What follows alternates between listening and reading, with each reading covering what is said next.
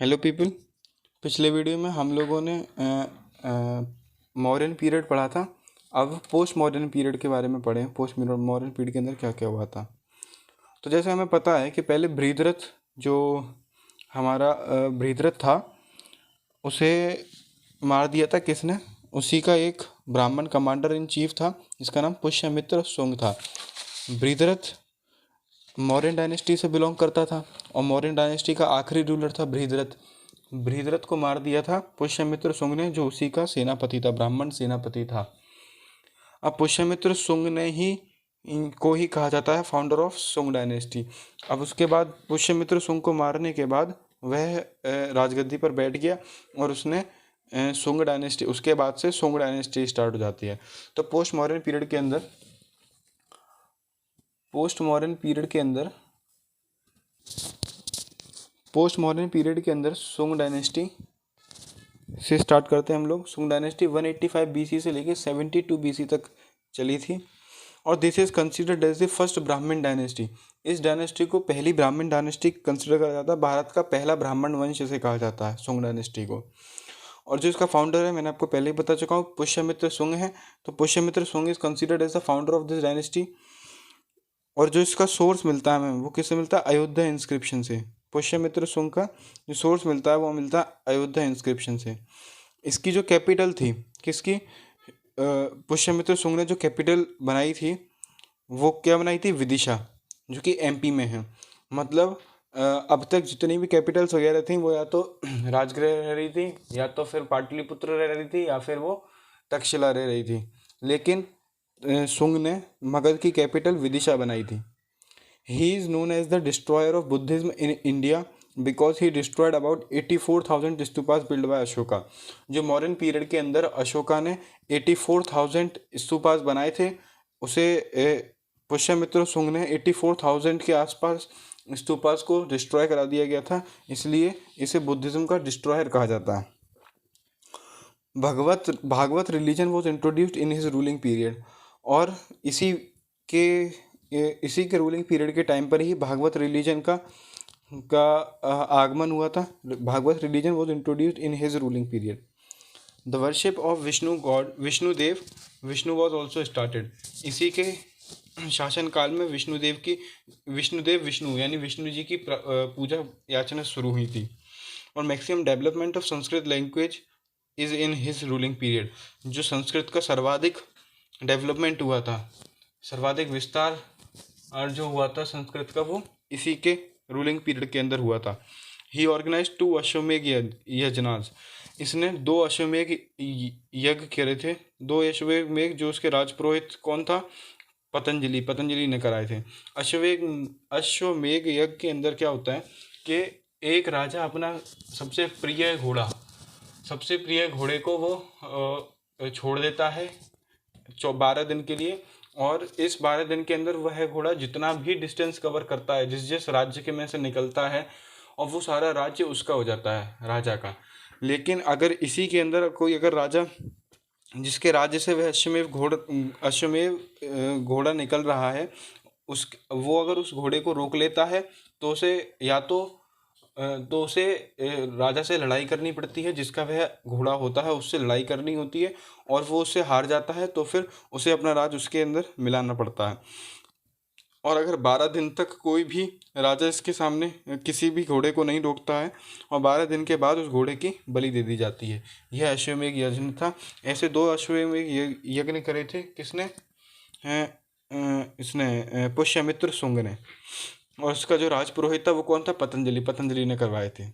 भरहुत का स्तूपा भी बनवाया गया था, जहाँ पे एक तरफ से बोला जाता है कि he is the destroyer of Buddhism, वहीं पर दूसरी तरफ हमें पता चलता है कि भरहुत का स्तूपा बनवाया गया था पुष्यमित्र शुंग के द्वारा।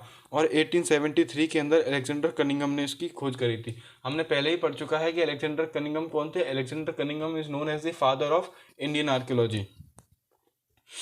और the first foreign invasion of post modern period, that is in the rule period of Pushyamitra Shunga के अंदर first post modern foreign invasion हुआ था। हमने जो पहले पढ़े थे वो हमारे फॉरेन इन्वेजन थे, लेकिन वो थे हमारे प्री मॉडर्न पीरियड के अंदर हुए थे, जो हुए थे Persian invasion and Greek invasion. अब ये है पोस्ट मॉडर्न पीरियड के अंदर, तो हम लोग इन्हें आगे पढ़ते हैं कि इन दैट अटैक पुष्यमित्र सुंग डिफीटेड इंडो ग्रीक्स। इसके अंदर सबसे पहला जो आक्रमण करा था पोस्ट मॉडर्न पीरियड के अंदर वो इंडो ग्रीक्स ने करा था, लेकिन पुष्यमित्र सुंग ने उन इंडो ग्रीक्स को हरा दिया था और he was succeeded by his son Agnimitra सुंग। और पुष्यमित्र सुंग का जो उत्तराधिकारी बना था उसका नाम था अग्निमित्र सुंग। और अग्निमित्र सुंग की जो हमें जानकारी मिलती है वो कौन से, एक ड्रामा है मालवी काग्नित्रम। मालवी काग्नित्रम नाम की एक किताब है जो कि एक ड्रामा बुक है, जो किसने लिखी है, कालिदास द्वारा रचित है। और इसके अंदर जो लव स्टोरी है मालवी नाम की एक कन्या की, और मालवी नाम की कन्या की, और अग्निमित्र नाम का जो इसका पुत्र था, किसका, पुष्यमित्र सुंग का जो पुत्र था अग्निमित्रम, उसकी और एक मालवी नाम की कन्या की लव स्टोरी है, जो इसके अंदर कालिदास जी ने ड्रामा के फॉर्म में लिखी है।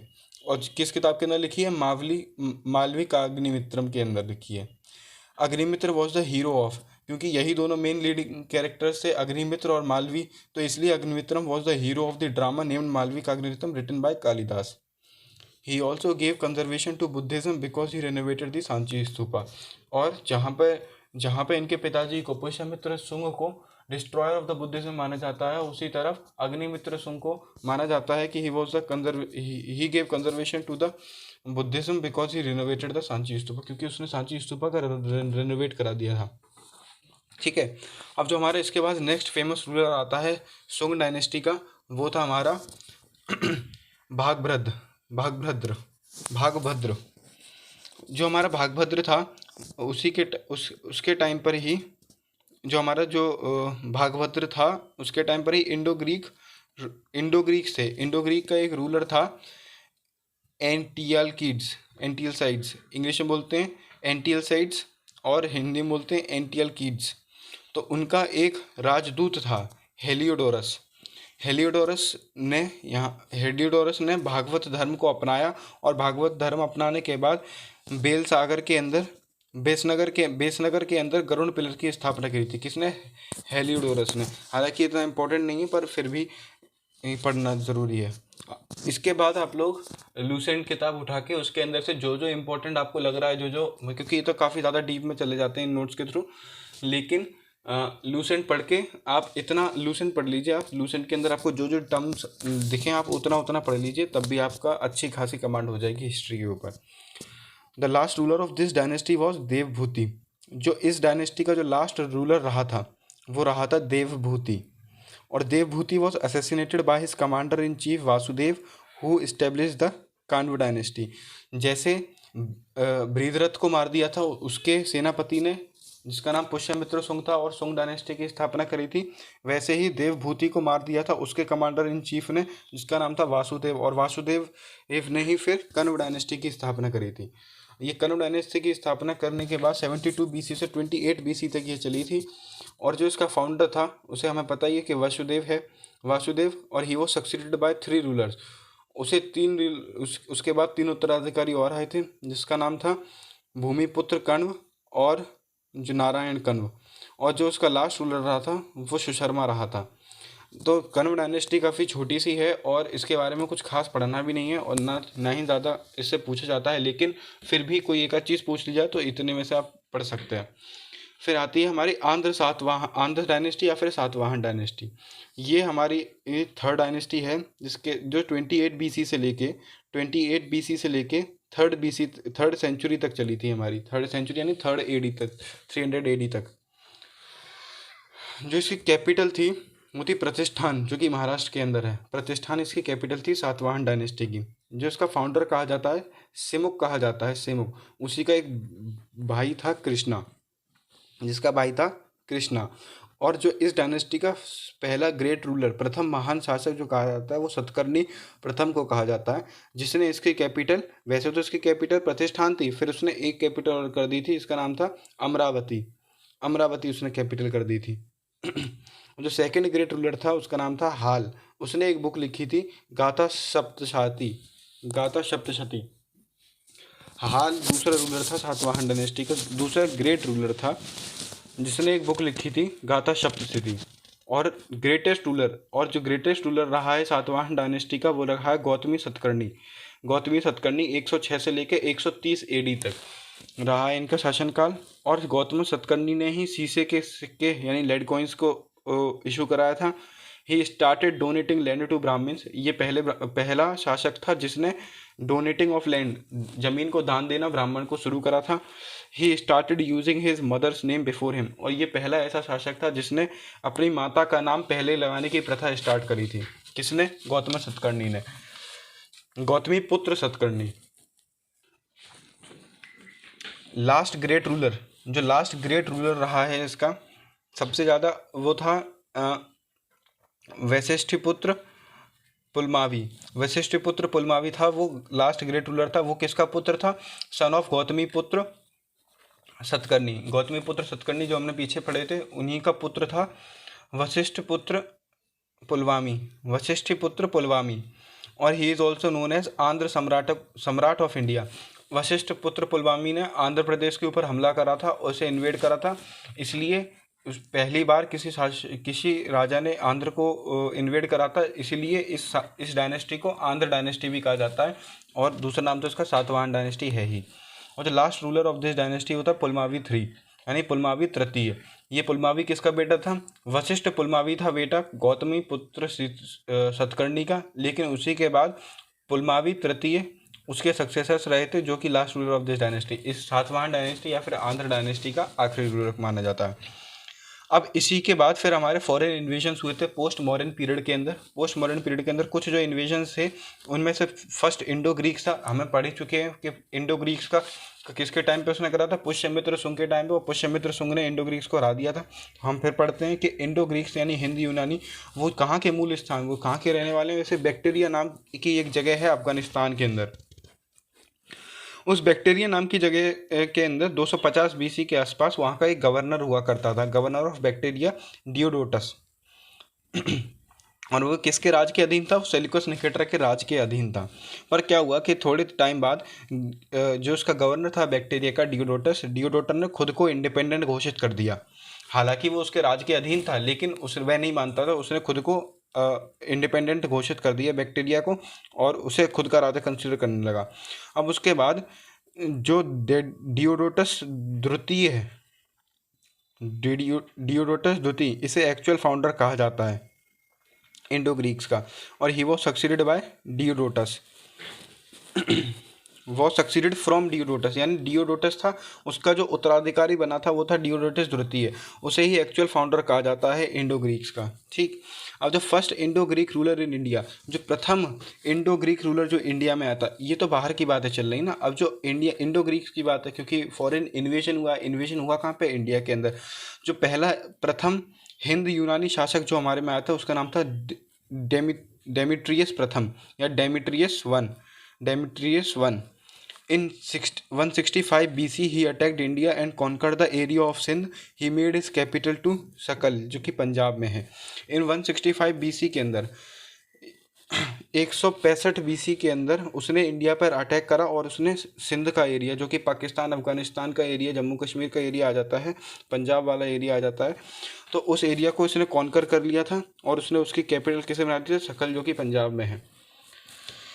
Greatest ruler of Indo Greeks का जो ग्रेटेस्ट रूलर है वो कहा जाता है मिनेंडर को। मिनेंडर के बारे में हम लोगों ने इंडो ग्रीक्स के बारे में तब भी पढ़ा था जब हम लोगों ने सिक्कों के बारे में पढ़ रहे थे। आर्कियोलॉजिकल सोर्सेज में जब हम लोगों ने स्टार्टिंग में सिक्कों के बारे में पढ़ा था, तो हमें पता चला था कि गोल्ड कॉइन्स इशू कराने वाला सबसे पहला राजा वो थे इंडो ग्रीक्स ही थे, और इंडो ग्रीक्स में भी जो राजा था उसका नाम था मिनेंडर। मिनेंडर ने अडॉप्टेड बुद्धिज़्म इन इंडिया, उसने बुद्धिज़्म को अपना लिया था इंडिया में आके। A Buddhist monk Nagasena gave him the teachings of Buddhism. एक बुद्धिस्ट मॉन्ग जिनका नाम नागसेन था, उन्होंने बुद्धा की ने टीचिंग्स दी थी। और टेक्स्ट ग्रंथ मिलिंद पनोह में मिनेंडर को मिलिंद कहा गया है। मिलिंद पनोह नाम का एक टेक्स्ट है, एक ग्रंथ है, जिसके अंदर मिनेंडर को मिलिंद नाम से संबोधित किया गया है। अब उसके बाद फॉरेन इन्वेजन्स के अंदर ही हमारा दूसरा फॉरेन इन्वेजन होता है, वो सीथियंस का है। सीथियंस यानी शकाज। तो इनका जो मूल स्थान था वो सेंट्रल एशिया माना जाता है। जैसे इनका मूल स्थान बैक्टीरिया अफगानिस्तान माना जाता है, इनका माना जाता है सेंट्रल एशिया। अब दे हैव फाइव ब्रांचेज, इनकी 5 शाखाएं थी, और जो इसकी प्रथम ब्रांच थी वो अफगानिस्तान में थी। सीथियंस की 5 ब्रांचेस थी, उसमें से प्रथम ब्रांच इनकी अफगानिस्तान में थी। और नॉर्थ यानी उत्तरी, जैसे हमारी जो इंडिया थी उस वक्त पर ऐसे डिवाइडेड थी, जैसे आज हमारा नॉर्थ, साउथ, ईस्ट और वेस्ट ऐसे हिसाब रहता है, पर उस वक्त ये था कि ये पूरा नॉर्थ और ये पूरा साउथ, ऐसे हमारे हिसाब रहता था। तो जो फर्स्ट ब्रांच थी वो अफगानिस्तान में थी, और उत्तरीय क्षत्रप, जो उत्तरीय क्षत्रप था उसके अंदर इसकी 2 ब्रांच थी, किसमें एक तक्षशिला में और एक मथुरा में। और साउथ के अंदर जो इसकी थी वो थी नासिक के अंदर और उज्जैन के अंदर।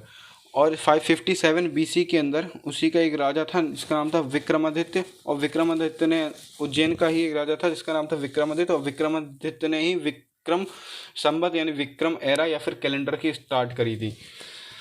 जैसे ग्रेगोरियन कैलेंडर से अपने लोग प्रेजेंटली चलते हैं, लेकिन अब जैसे हमें विक्रम संवत के अनुसार अपनी वो बतानी है, तो ये 57 बीसी है, तो अपने 2022 चल रहा है अभी, 2022 के अंदर 57 और ऐड कर दीजिए तो विक्रम संवत के अनुसार हमारा वो हो जाएगा,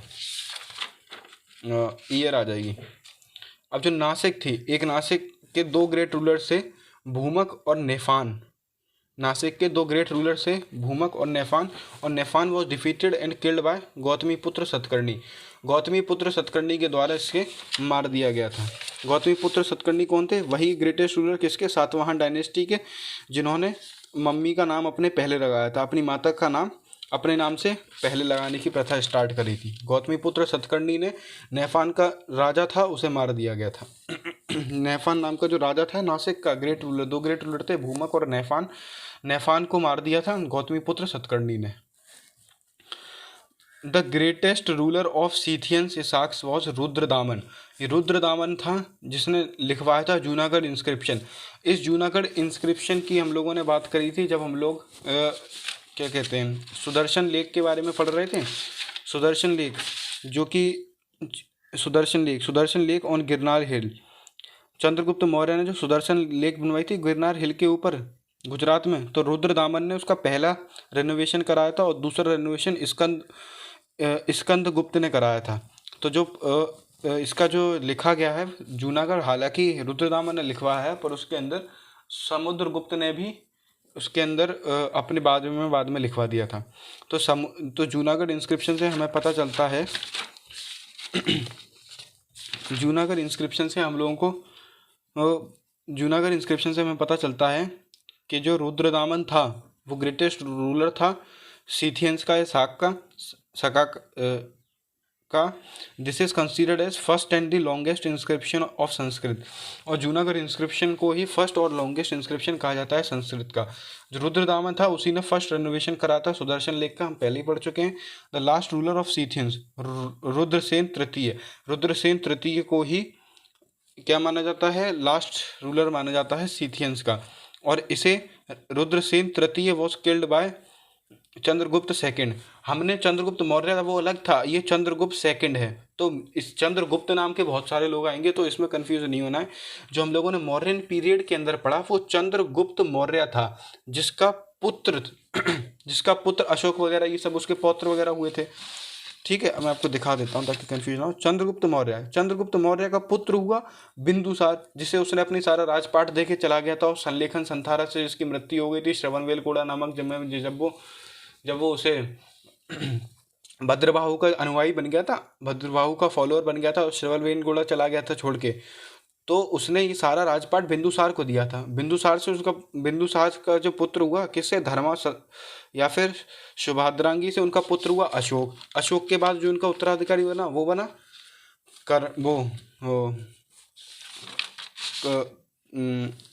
अशोक के बाद जो अधिकारी बना था वो बना था कुणाल हमारा उत्तराधिकारी बना था अशोक के बाद। और बृहद्रथ हमारा जो था वो हमारा लास्ट रूलर कंसिडर करा जाता है उसका, मौर्यन डायनेस्टी का। तो उसके अंदर वो चंद्रगुप्त था। अब ये चंद्रगुप्त द्वितीय है, मतलब वो चंद्रगुप्त मौर्य था, ये सिर्फ चंद्रगुप्त है। तो greatest ruler of Gupta dynasty, अब ये गुप्ता डायनेस्टी शुरू हो जाती है, वो मौर्यन डायनेस्टी थी हमारी। तो चंद्रगुप्त द्वितीय जो था वो ग्रेटेस्ट रूलर कहा जाता है गुप्ता डायनेस्टी का, जिसने रुद्रसेन तृतीय जो कि सीथियंस का लास्ट रूलर था उसे मार दिया था। ठीक है। अब उसके बाद पर्थियंस आते हैं। पहला जो ये मूल स्थान था वो थे ईरान से आए थे, ये सेंट्रल एशिया से। जो first ruler of Parthians in India was Maues. Maues इनका प्रथम राजा था। और actual founder of this dynasty वो किसे कहा जाता है? मिथ्रोडेट्स। मिथ्रोडेट्स प्रथम को कहा जाता है, मिथ्रोडेट्स वन को कहा जाता है इनका पहला राजा। वो actual founder of this dynasty किसका? पर्थियन डायनेस्टी का जो सबसे पहला रूलर था वो तो माउस था, लेकिन जो एक्चुअल फाउंडर कहा जाता है वो मिथ्रोडेट्स प्रथम को कहा जाता है। जो इनका ग्रेटेस्ट रूलर है वो है गोंडोफर्निस वन, गोंडोफर्निस प्रथम। गोंडोफर्निस प्रथम को इनका ग्रेटेस्ट रूलर माना जाता है। किसका? पर्थियंस का ग्रेटेस्ट रूलर गोंडोफेरस प्रथम को कहा जाता है। जो इसकी कैपिटल है वो है तक्षशिला। जो इसकी कैपिटल रखी थी उन लोगों ने रखी थी तक्षशिला। और फर्स्ट सेंचुरी के अंदर जो पहला क्रिश्चियन आए थे इसी के टाइम पर आए थे। किसके टाइम पर? पर्थियंस के टाइम पर आए थे। पर्थियंस का उस टाइम वो चल रहा था मगध के अंदर। और फर्स्ट सेंचुरी जो थी वो थी फर्स्ट क्रिश्चियन जो आए थे वो थे सेंट थॉमस से आए थे। He was killed in south India, जिन्हें साउथ इंडिया के अंदर मार दिया गया था। अब कुषाण आते हैं। तो ओरिजिन जो ये मूल निवासी हैं वो थे वेस्टर्न चाइना, वेस्टर्न चाइना के मूल निवासी हैं ये। और इनका जो प्रथम रूलर था वो था कुजुल कैडफिसस वन, कुजुल कैडफिसस प्रथम। और issued copper coins in his ruling period. इस व्यक्ति ने कॉपर कॉइन्स की को इशू करा था अपने शासनकाल में। और एक्चुअल फाउंडर वो है विम कैडफिसस माना जाता है। और he issued copper and gold coins in his ruling period. इतना कोई खास इंपॉर्टेंट नहीं है इसके अंदर। और he gave conservation to Shaivism, शैव धर्म को कंजर्वेशन दिया था, क्योंकि जो इसने ये गोल्ड कॉइन्स वगैरह चलवाए थे, जो गोल्ड और कॉपर कॉइन्स इशू कराए थे, उसके अंदर उसने शिव लॉर्ड शिवा, माता पार्वती और नंदी जी की आकृति सिक्कों के ऊपर लगवाई थी, सिक्कों के ऊपर नक्काशी कराई थी। यानी शिव पार्वती और नंदी जी की आकृति उसके ऊपर बनवाई थी। तो इसलिए हम लोग ये कह सकते हैं कि he gave conservation to Shaivism, या फिर शैव धर्म को इसने कंजर्वेशन दिया था। The greatest ruler of Kushan dynasty was Kanishka. जो कनिष्क था वो ग्रेटेस्ट रूलर कंसिडर करा जाता है कुषाण डायनेस्टी का। और in first century he organise fourth Buddhist council. हमें पता है टोटल 4 बुद्धिस्ट काउंसिल हुई थी। और फोर्थ बुद्धिस्ट काउंसिल के अंदर महायान और हीनयान के अंदर बुद्धिस्ट अनुयायी बट गए थे। तो जो फोर्थ बुद्धिस्ट काउंसिल थी वो किसने कराई थी? कुषाण का जो महान रूलर था कनिष्क, उसने कराई थी। और फर्स्ट सेंचुरी के अंदर इसने फोर्थ बुद्धिस्ट काउंसिल कराई in Kundalvan Kashmir, in which Buddhism was divided into 2 communities, Hinayana और महायान। जिन्हें हीनयान और महायान के अंदर बुद्धिस्ट के अनुयायियों का विभाजन हो गया था। He defeated Scythians in Kashmir in 78 AD and started Shaka Samvat. मतलब हर व्यक्ति अपना एक अलग संबत निकालता जा रहा है, तो ऐसा सीन चल रहा है। मतलब ये कहना चाह रहे हैं, संबत का अर्थ होता है जैसे कैलेंडर, ग्रेगोरियन कैलेंडर होता है, हिंदुओं का अलग कैलेंडर होता है। तो ऐसे करके उन्होंने कैलेंडर निकाला था। अब जैसे हर कोई, जैसे चंद्रगुप्त मौर्य ने अपना संबत वो निकाला था, फिर और अभी हम लोगों ने पढ़ा विक्रमादित्य ने अपना वो अलग निकाला था, विक्रम संबत। ये विक्रमादित्य राजा का नाम है, आगे हम देखेंगे टाइटल मिलेगा विक्रमादित्य का। ही डिफीटेड सीथियंस इन कश्मीर। जो सीथियंस थे, कौन थे सीथियंस? ये रहे सीथियंस। जो ये सीथियंस थे उन्हें कश्मीर के अंदर हरा दिया था। किसने? कनिष्क ने हरा दिया था। 79 स्टार्टेड शक संबत, और शक संबत स्टार्ट करा था वहाँ से।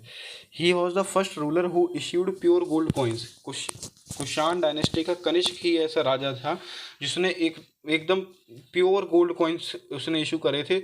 और जो इसकी कैपिटल रखी थी उसने रखी थी, पहली कैपिटल थी वो थी पेशावर। और जो दूसरी कैपिटल थी उसका नाम रख देता है उसने मथुरा। मथुरा इसने दूसरी कैपिटल रखी थी और पहली कैपिटल इसने पेशावर रखी थी।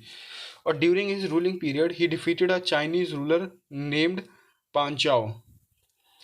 अपने शासनकाल के अंदर इसने एक चाइनीज रूलर को भी हराया था जिसका नाम पांचाओ था। There was 2 Buddhist monk in his ruling period. 2 Buddhist monk आए थे, 2 बुद्धिस्ट मॉन्क थे इसके रूलिंग पीरियड के अंदर। तो इससे हम लोग ये कह सकते हैं कि कनिष्क ने भी बुद्धिज़्म को कंजर्वेशन दिया था, जिसका नाम था वसुमित्र और अश्वघोष। विश्वामित्र और अश्वघोष ये 2 बुद्धिस्ट थे, बुद्धिस्ट मॉन्क थे, जो इसके रूलिंग पीरियड में इसके कोर्ट में बैठा करते थे। हिज रॉयल फिजिशियन वॉज चरक। ये चरक था, एक इनका रॉयल फिजिशियन था, यानी राजवैद्य था, जिसने ही आगे जाके चरक संहिता लिखी थी। चरक संहिता किसके द्वारा लिखी गई थी? चरक के द्वारा। The sculpture art was started from the ruling period of Kanishka. तो जो हमें पता है, हम पहले ही पढ़ चुके हैं कि जो मूर्तियाँ वगैरह प्रथम सबसे पहले मूर्तियाँ वगैरह इसी के काल में बनना स्टार्ट हुई थी, कनिष्क के काल में, कुषाण डायनेस्टी के टाइम पे। तो कनिष्क के टाइम पर ही जो प्रथम स्कल्पचर यानी स्टैच्यूज़ का फॉर्मेशन वगैरह हुआ था वो कनिष्क के टाइम पर ही स्टार्ट हुआ था। जो सबसे पहली बुद्ध जी की जो मूर्ति बनाई गई थी वो किसके द्वारा बनाई गई थी, वो कौन सी आर्ट में बनाई गई थी? दो आर्ट थी, दो शैलियाँ थी, एक गांधार शैली थी, एक मथुरा शैली थी। तो जो पहली बुद्ध जी की मूर्ति बनाई गई थी वो मथुरा शैली के अंदर बनाई गई थी, और जो मथुरा शैली है वो हमारी देश की शैली है, और गांधार शैली है वो यूनानी शैली है, ग्रीक आर्ट है, और ये हमारी स्वदेशी है। मथुरा आर्ट के अंदर नॉर्मल ह्यूमन पिक्चर को डिपिक्ट करते हुए बुद्धा जी बनाए जाते हैं, और उसके अंदर कलर्ड स्टोन या फिर वाइट स्टोन का यूज़ करा जाता है। लेकिन जो हमारी गांधार शैली होती थी या फिर गांधार आर्ट होती थी, जो ग्रीक आर्ट है, उसके अंदर लॉर्ड बुद्धा जी के कानों को स्ट्रेच करते हुए शोल्डर्स तक दिखाया जाता है। पूरे ब्लैक होते हैं गांधार आर्ट के अंदर, जो स्टैचूज बनाए जाते हैं वो पूरे ब्लैक पत्थर से बनाए जाते हैं, और उनकी जो आँख होती हैं that resembles like a fish, काफ़ी बड़ी बड़ी आँखें और एक मछली के आकार जैसी आंखें बनाई दी जाती हैं गांधार आर्ट के अंदर। तो ये दो आर्ट थी जिनका किसके अंदर जो कहाँ सबसे पहले जो हमारे स्कल्पचर्स और स्टैचूज फॉर्म हुए थे वो कहाँ हुए थे? कुषाण डायनेस्टी के अंदर ही हमारे फॉर्म हुए थे। तो इसके साथ हमारा पोस्ट मॉडर्न पीरियड भी ख़त्म हो जाता है, और इसके बाद हम लोग गुप्ता पीरियड स्टार्ट करेंगे। इसके और गुप्ता पीरियड से बाद मैं आपको इन सबको एक प्रॉपर फ्लो चार्ट बना के दे दूंगा, ताकि आप सब लोग समझ पाओ कि कहाँ से लेके कौन से ईयर तक किसका शासनकाल रहा था, और फॉरेन इन्वेजन्स वगैरह कब हुए थे। अभी हम लोगों ने क्या करा है ना कि हमारा जो रूलर्स हैं, जैसे ये foreign invasion post modern period, ये हम लोगों ने भी इसी टाइम में पढ़ लिए हैं। तो एक फ्लो चार्ट के साथ देखेंगे कि किस टाइम के कहाँ पे हुआ था फॉरेन इन्वेजन वगैरह।